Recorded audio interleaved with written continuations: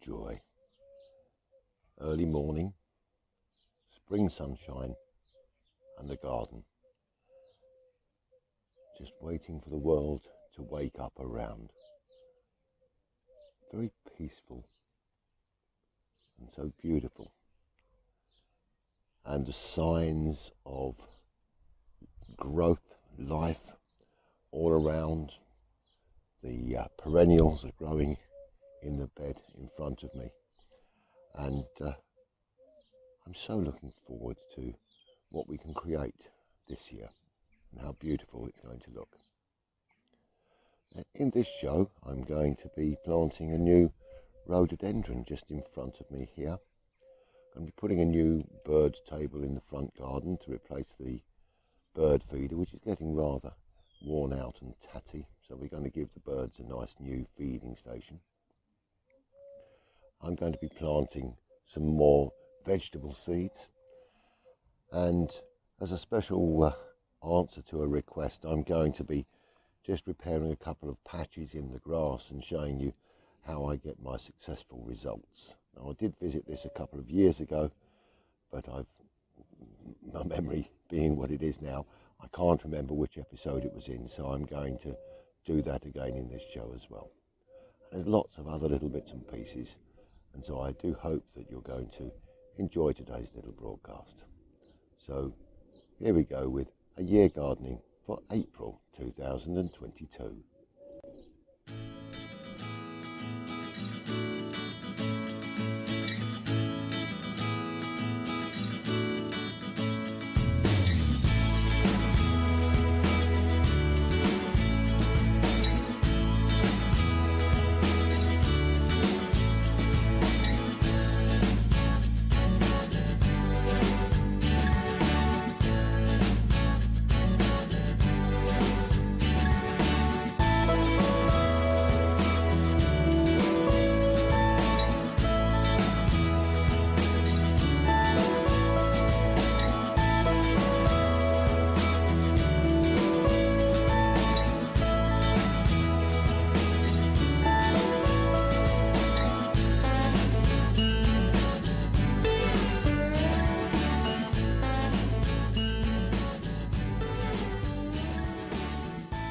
Well, when the orchidea comes into flower, it's time for us to start thinking about pruning our shrubs. The rules that I have are shrubs when the forsythia starts to flower, and then roses when the leaves start to come out. Now, not all shrubs are suitable for pruning at this time of year. Take this lovely Photinia red robin here. Now, it's not growing to the shape that I actually would like it to grow. However, it's also very, very subject to frost damage. And so I'm going to leave this growing until I know that all the frosts have gone, and we'll revisit that later in the year. However, one of the shrubs that does need its prune now is our buddleias. Now, I've already taken the buddleia at the end of the woodland border and cut that back. I've got to do the one by the stream and the one at the front garden, and so what we'll do is we'll pop down into the front garden and I'll show you how I do my spring cut on the buddleia. Well, pruning. When it comes to pruning, the gardening world has given us quite an array of tools that we can use, but I use just three. I have my secateurs. So these are bypass secateurs, which means that the blades pass each other. They don't meet each other square, they bypass each other, and have a nice little lock on those. I have my loppers. So these again are a bypass, and they will come through and cut slightly thicker branches. And if I've got a more heavy duty job to do, then I have my pruning saw, which will make a nice clean cut. It's a very, very sharp item and needs to be kept carefully shut away when you're not using it. So let's go and have a look at this buddleia. Well, this is my front garden buddleia, and I did not prune this at all last autumn leading into winter, which I could have done and maybe should have done. However, what we're going to do now, we're going to take it down significantly to where there is strong new growth, and I'll be thinning this out at the same time. So what we're going to do is we're going to take the secateurs, which I'll just grab from there, because the branches on this are not too thick, and I'm just going to thin out a little bit from the top so I can see where I'm going to take it down to, because this will be coming significantly down to the ground, but I do need to see where the new growth is. Now, one of the first rules of pruning is to remember the 3 Ds. That's dead, damaged and diseased, because they've got to come out anyway. Now, all of the flower heads on here are obviously dead, so we can take dead off. And inside we have got some dead stems, so we will take those right out. Now, fortunately, we don't have any damage on here, but we do have these dead, so we'll take those out, which will give some more air to the middle of the plant and allow it to grow better. And take this one off here, and already you can see that this is starting to clean through, and I can actually see more of the plant than I could a couple of minutes ago. Now, as I said, I didn't cut this down during autumn and winter, and I also said about dead, damaged and diseased. And if I look at this here, that is damaged, that is split at the bottom away from the main plant and won't be healthy. So we're going to take that right off at the base, nice clean cut, and remove that, and that's going to give more of a chance for everything else to grow. Now, the way that I like to cut these back is I like to cut it back to a growth. So if I'm looking at this here, I'm going to take this one right the way back here to where I've got a new branch growing, and this middle section here is crossing over, they're going to rub each other, so that's going to come out on here, leaving that nice and clear. And then we'll take this back down to just above that next leaf growth. So that's going to be bringing up the new plant for this year. And I'm going to carry on doing that right the way through the plant. Now, this piece here has got a lovely twin section of growth, so we take that out there, and already we can see the shape of the plant for next year. Well, that may look a little harsh, but I assure you that is going to look absolutely splendid this time in about 4 or 5 months. It's going to be up here and full of lovely purple flowers.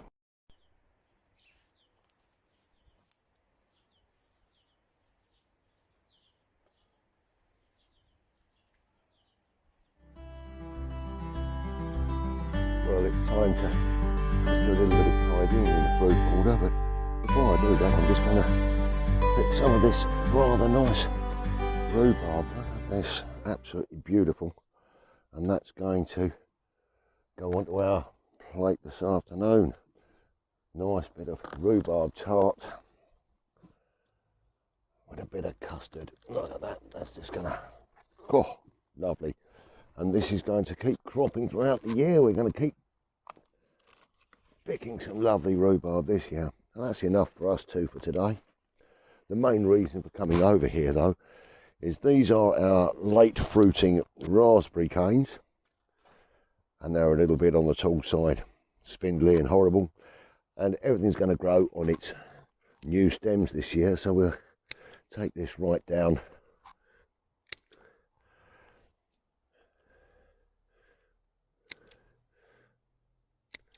It's a new growth, a good chance of coming on there.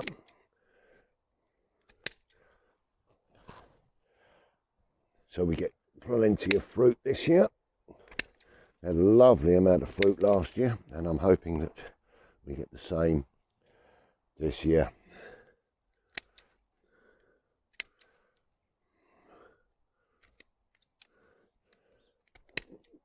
And we'll keep taking this right the way down. and then once I've cleared the area down here, I can get underneath and I can start tidying all the bits and pieces of deadness off of my strawberries which are underneath here. So there's plenty of tidying up to be done in the fruit border. But whilst we're here, just show you the peach tree. Looks beautiful.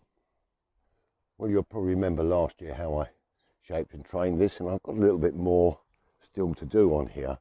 But look at these beautiful blossoms on here. They're such a joy to behold, and they're right the way along the branches on both sides. Absolutely gorgeous thing to see at this time of year.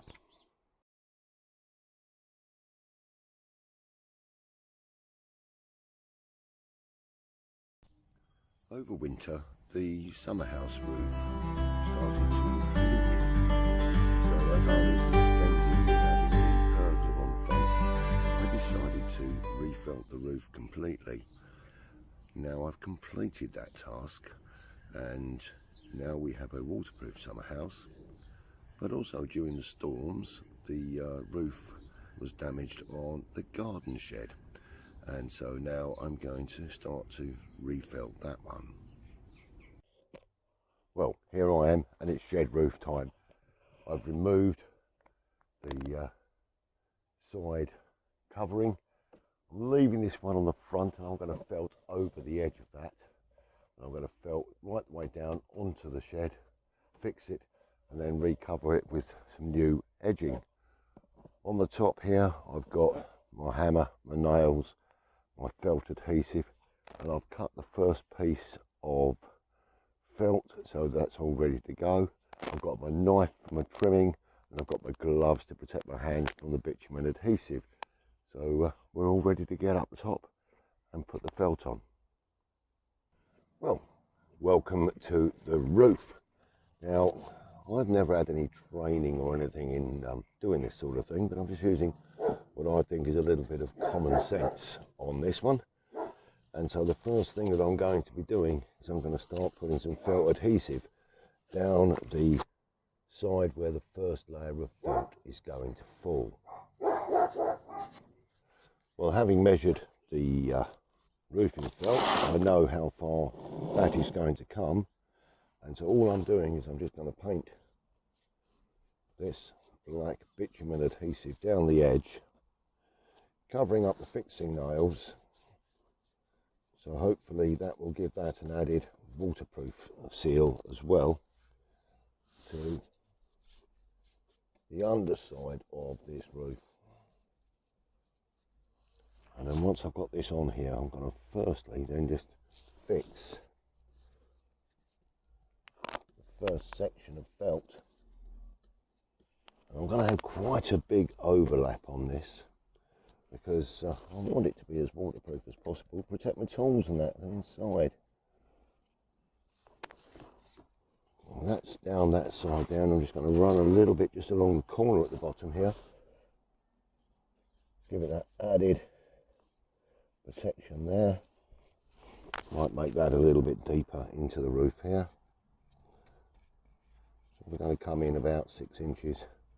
And then this will be fixed with clout nails into the wood on here. And I must say a big thank you to Colin, who gave me this marine ply for the new roof, and I'm sure it's going to be here for a good few years now, if we can get it to go on there properly. So there's my adhesive. Let's pop the paint over there. Time to roll out that bit of felt. As I said, I've already cut this to size, so this will just flip along over there. Then I can fix this and then tighten this along. Then I'm going to add some adhesive along this join here, but I'll be fixing at around about 300mm overlap with the next piece of roofing felt. Well, now, having nailed all around the edge at roughly 150mm, that's 6 inches centres of all the nails going around here. What I've then done is I've taken some of this felt adhesive and just on the exposed nails, the ones that are not going to be covered by the next piece of felt, I've just put a little dab of this felt adhesive over the top. That's going to just give it that little added bit of weatherproofing, I hope. Now it's time for me to just put some adhesive along this joint here, cut open this roll of felt and start measuring for the next lay. Well, that's the roof on. Not looking too bad, just a little bit of tidying around the edges and then put the eaves covering and shuttering back on round the sides, and I think that's a job well done. So whilst we're doing a little bit of building, let me show you a plant I've put in by the pergola. Well, this is really taking shape out here now, and I've started to stain down the timber, just a first coat on some of it, and I've got to finish that off over the next couple of weeks. But I really wanted to show you a new plant that I've got here. Because we've got the trellising going up here, I wanted to have some natural cover on it. And so I bought this American ivy, or Virginia creeper, whichever you wish to call it. And I've just got some buds coming on the tips there, and within a few months that's going to be coming right up the sides. So I look forward to sharing some pictures of that with you later on in the year.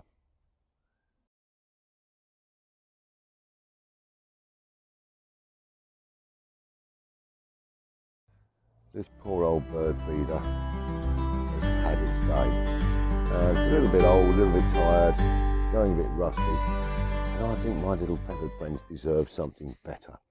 So I've been and bought a rather nice bespoke bird table made out of wood, and I'm going to fix that to a slab in the ground here and going to be removing this one. So let me show you now what I'm doing. Well, here we have the old bird feeder and the new bird table. So this is going to come out. I'm going to take these and give them a good clean off, and then I'm going to attach them to here. But the first thing I've got to do is I've got to level the slab that I've got in the ground and then fix the new bird table to the slab. So that's my first job. So the first thing I've done is I've just cleared out the ground a little underneath here, and I've got some old bits of broken slab that I've put in underneath this one in order to make it nice and level, so that we can bring the new bird table in to fix onto the top. Now I need to fix this down so that it doesn't blow over in the wind, and the way I intend to do that is I've put an old, very old, fairly blunt wood drill into my drill, and I'm going to drill through the 4 spurs here, which will leave a mark in the slab, which I can then put a plug into once I've drilled it with my hammer drill. So I've got this really old wood bit in here, and I'm just going to go through the top and then make a mark in the slab.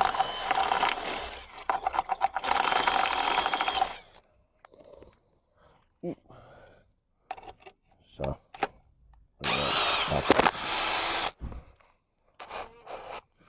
I'll do the same here.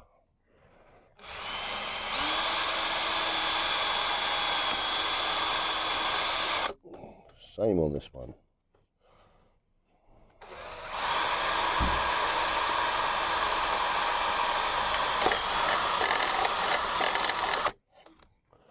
And then finally over this side here.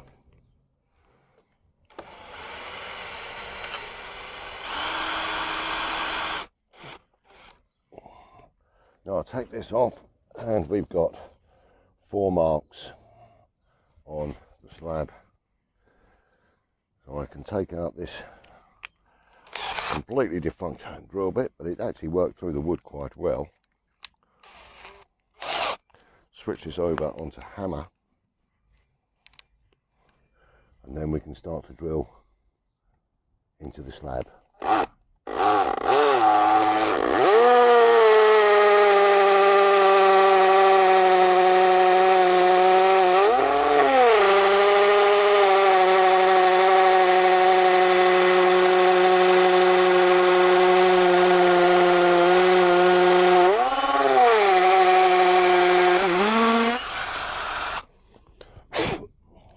And we'll repeat that for all 4 of the holes.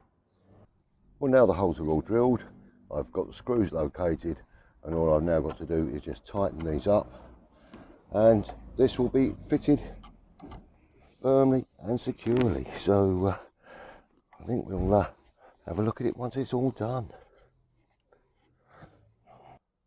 Well, there we are, a nice new stable dining room for our little feathered friends. Now we'll get the new feeder stations hanging from the bottom, so we'll have quite a mixed diet for them. We'll have some suet balls and some mealworms and various bits and pieces, but all I've got at the moment is some seeds and nuts, so we'll just put some of that down on the table for them, and I'm sure they'll be coming along later on today to have a little bit of a feast. There we are. So bon appetit, my feathered friends.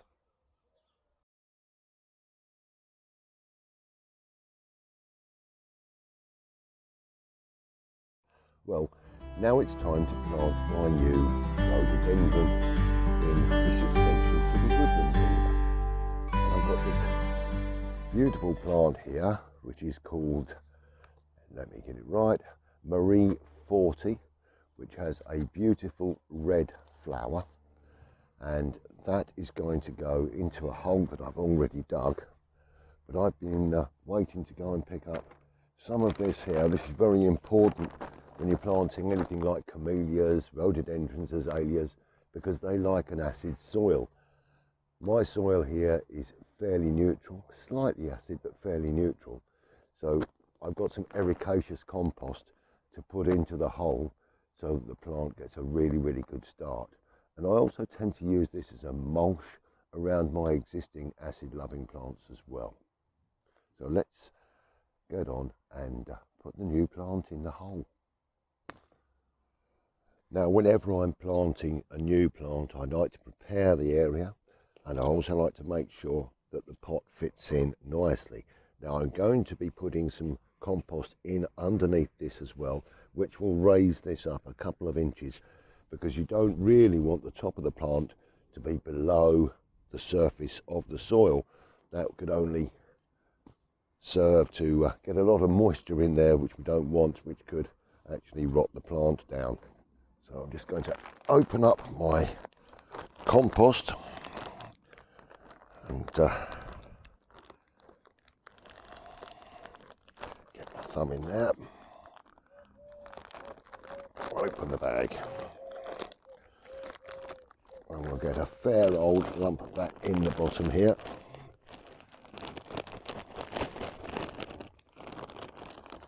Give it a good old start there. Get that in here.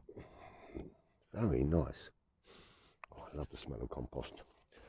Then we'll just tap the plant out of its pot.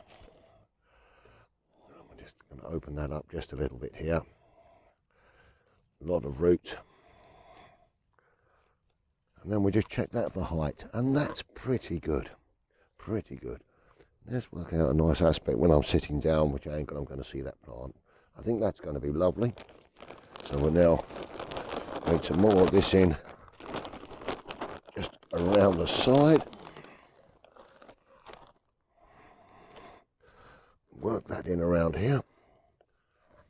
And then we'll take some of the soil that we've already dug out of this hole.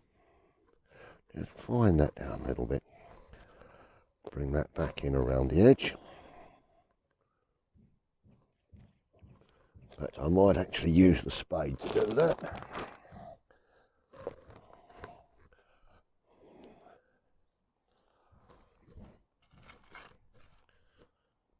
Makes life a little bit easier.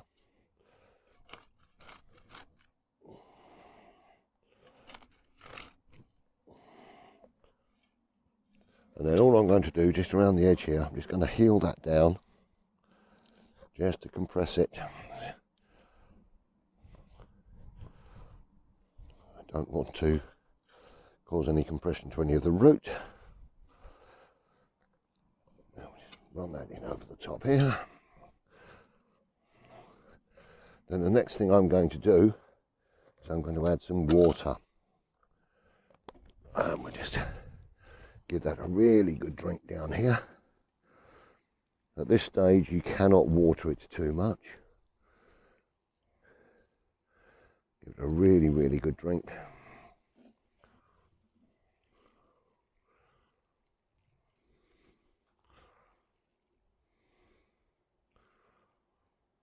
Lovely. Then the last thing I'm going to do is I'll take some more of the compost and I'll just add that over the top just to keep the moisture in.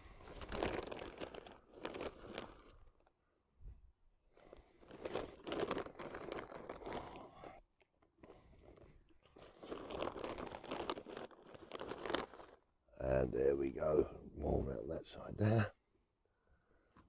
And I'm sure that this will grace us with some beauty for years to come.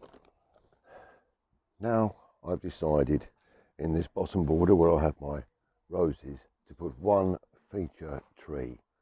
And so I've chosen a nice apple tree to come to the bottom of the garden to give some height here in this area.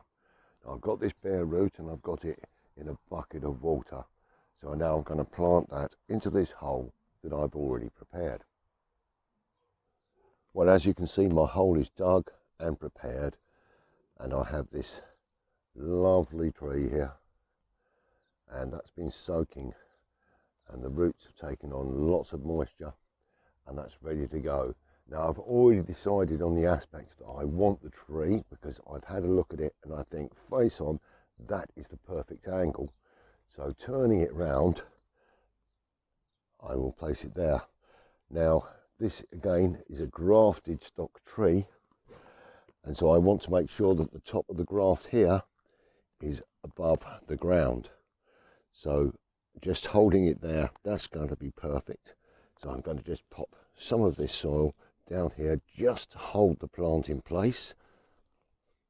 Just gently bring that round here and then push that down firmly with my hands just to hold it, and then check that for upright. Now I just want that just a little bit further back here. That's fine there.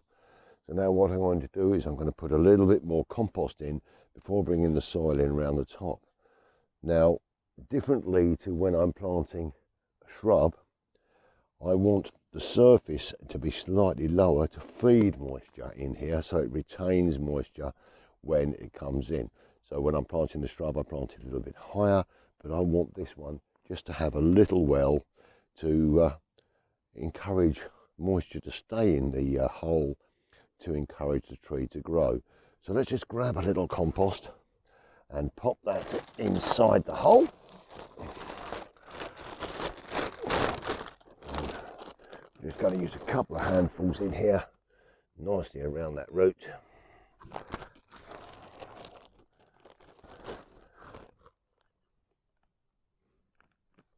Nicely in there. Just one more. And then all I will do is I will bring in some of the soil that I took out of the hole and put back in there. Lovely jubbly.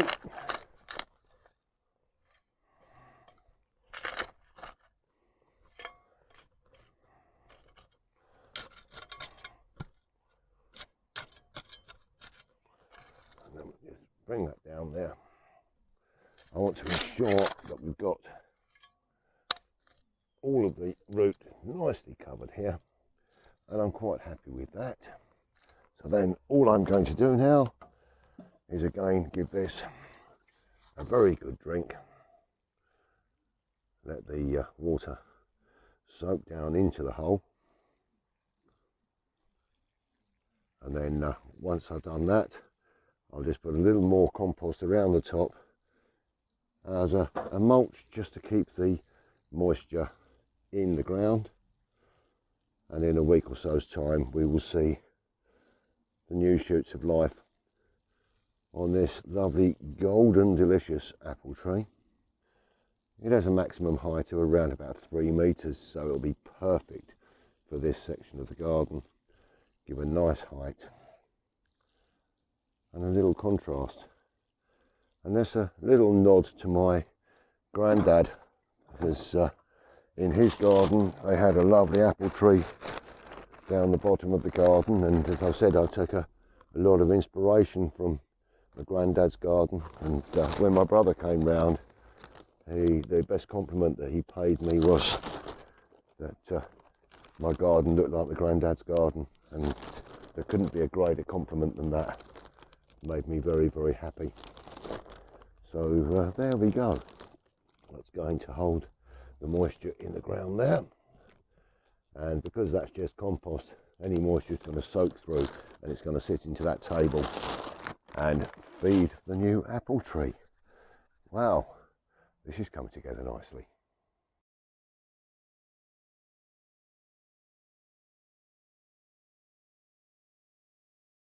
Well, a couple of weeks ago I was working in the gardening section of the store in which I work, and I met a lovely couple who wanted some advice on repairing a patch in the lawn.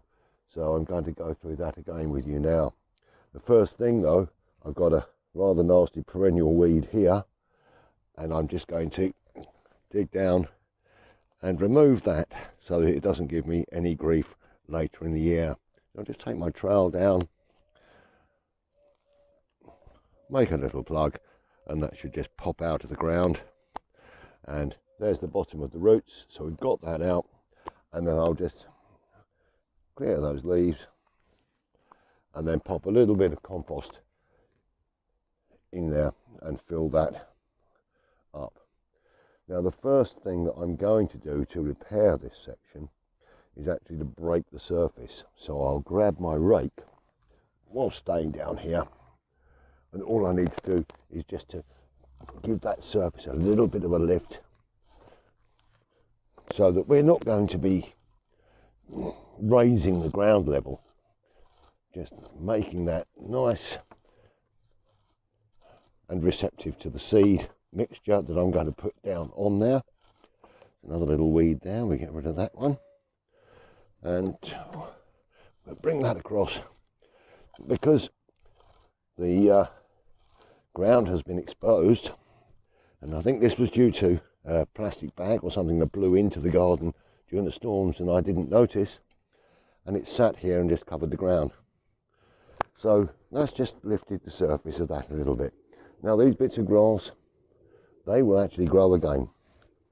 Now what I've got is I've got a patch mix which has got a seed and feed in it, but I then take around about a quarter of a bucket of compost and I just pour the whole pack straight in there.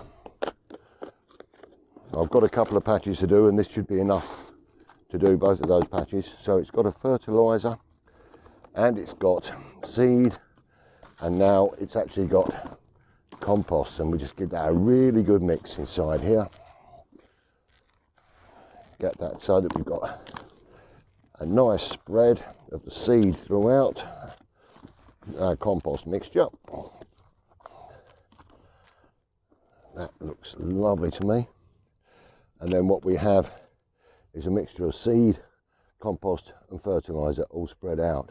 And then all I do is I work that out over the area, just levelling it down nicely. And the most important thing when you're putting any grass seed down is that it's in contact with the soil. If it's not in contact with the soil, it's not going to grow. And so if I bring it in contact with compost straight away, we know it's in contact with soil. And that, we'll just go into here. I say there's feed, there's fertiliser, and there is now soil. And we'll put that there. And this, even in the predicted weather for the first part of this month of April, this will give us a good germination in 10 to 14 days, because the soil has been warmed up by this lovely weather we've had at the end of March. So that'll do for this patch here. Just move that over one side. So we just gently tap that down so that it's at the same level as the rest of the lawn, because the one thing we don't want when we do come to cutting this, we don't want any raised areas that the lawnmower is then going to lift up. So there is our patch. Now the most important thing today and for the next 2 weeks is to make sure that we give this a water every day. Then we'll come back and have a look at this in next month's show, and you'll see that we have now got a nice green grassy area. So we get plenty of water on there to encourage germination. And it is as simple as that. One patch sorted.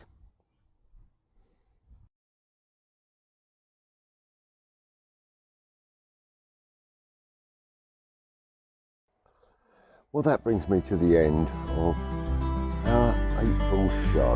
And what a busy show it's been. I've been up on the roof and down in holes.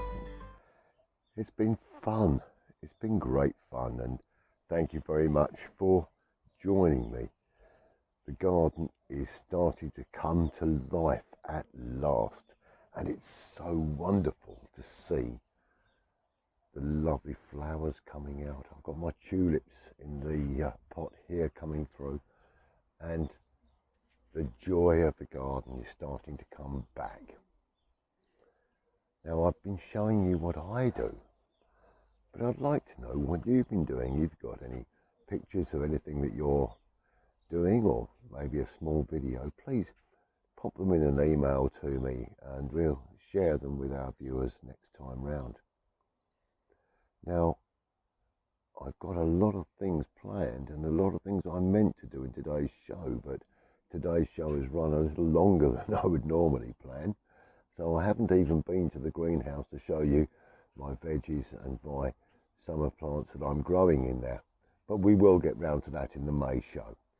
So thank you very much for your company today. It's been greatly appreciated, and I look forward to seeing you in the next show. But for now, I'll just leave you with my few words, which is stay safe, keep well, be kind to each other, and happy gardening. I'll leave you today with a small glass of the amber nectar, and I'll say cheers.